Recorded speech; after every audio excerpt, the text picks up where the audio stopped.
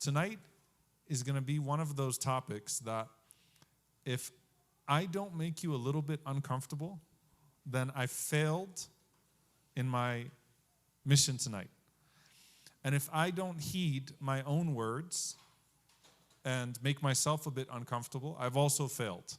So I want you to understand that the topic is very specific for a reason, and I'm not intentionally offending you, but I do hope, inshallah ta'ala, that every single one of you finds something in this lecture tonight where you say to yourself, maybe that's where I fall and that's where I need to work. Maybe that's where I fall and that's where I need to work. Why? Because we all have deficiencies. And if any of you actually read the title of the talk before you signed up, How to Become a More Wholesome Muslim, there's meaning to that.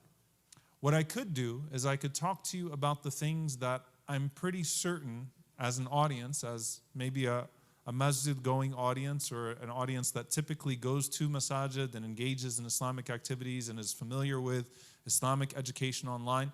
I could share with you the things that I know that most of you probably already do and encourage you to do more of it and talk about the rewards of those things. But actually what I want you to do, and what I find is the most useful exercise at the beginning of any talk, is for you to actually do your own introspection and ask yourself, if I was giving advice to myself, if myself just walked through the door and I was another person, and I had to give myself advice as a friend, or give a lecture, or talk to someone on a heart-to-heart basis, and say something that might be an uncomfortable truth, what would I say to myself? If I knew myself as a friend for, let's say, 5 months, and I've spent every day with you for 5 months, then I probably have a pretty good idea of who you are.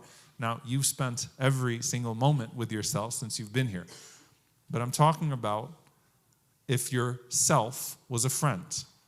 5 months, 6 months, I've seen you every day, and now I need to have a really uncomfortable conversation with you. What would I have to say to you? And what would be the nasiha, the advice that you need to hear? And subhanAllah, you'll find that Sayyidina Umar radiallahu ta'ala anhu mentioned that tafakkur, tadabbur and tafakkur, that contemplation, introspection is like holding up a mirror to yourself.